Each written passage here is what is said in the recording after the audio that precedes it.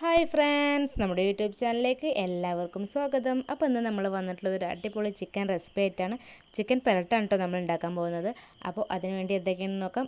ഞാൻ ഇവിടെ 1 കിലോ ചിക്കനാണ് എടുത്തിട്ടുള്ളത്. നന്നായി കഴുകിയെടുത്ത ചിക്കനിലേക്ക് മുളക് പൊടി, മഞ്ഞൾപ്പൊടി, ഉപ്പ്, കുരുമുളക് പൊടി, മല്ലിപ്പൊടി, ഗരം മസാല, ചിക്കൻ മസാല എന്നിവ ഇട്ട് നന്നായി ഞാൻ മിക്സാക്കി വെച്ചിട്ടുണ്ട്. ഒരു അരമണിക്കൂറെങ്കിലും ഇതിങ്ങനെ ഇരിക്കണം കേട്ടോ. ഒരു പകുതി നാരങ്ങാനീരും കൂടി എടുത്തിട്ടുണ്ട്.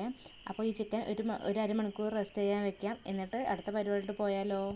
അതിനായി ഇവിടെ ഞാൻ 2 വലിയ ഉള്ളി എടുത്തിട്ടുണ്ട്. അത് നന്നായി സ്ലൈസായി അരിഞ്ഞ ശേഷം നന്നായി ചൂടായ വെളിച്ചെണ്ണയിലേക്ക് ഇത് കുറേശ്ശെ ഇട്ടിട്ട് വേണം മൂപ്പിച്ചെടുക്കാൻ. എന്നാൽ പെട്ടെന്നായി കിട്ടുകയും ചെയ്യും. പിന്നെ അധികം വെളിച്ചെണ്ണേൻ്റെ ആവശ്യം ഉണ്ടാവില്ല.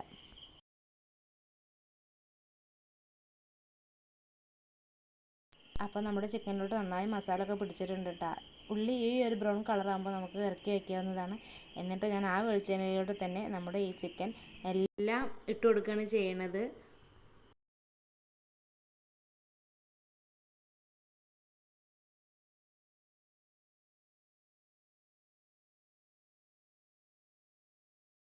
അപ്പോൾ ചിക്കനെല്ലാം ഓരോന്നായി ഇട്ട് സെറ്റായിട്ടുണ്ട്. അതിനുശേഷം ഇഞ്ചി വെളുത്തുള്ളി ചതച്ചതും കുറച്ച് കറിവേപ്പിലയും ഒരു വലിയ തക്കാളി ചെറുതായി അരിഞ്ഞെടുത്തതും 2 പച്ചമുളകും കൂടി ഇട്ട് നന്നായി അടച്ച് വെച്ച് വേവിച്ചെടുക്കണം.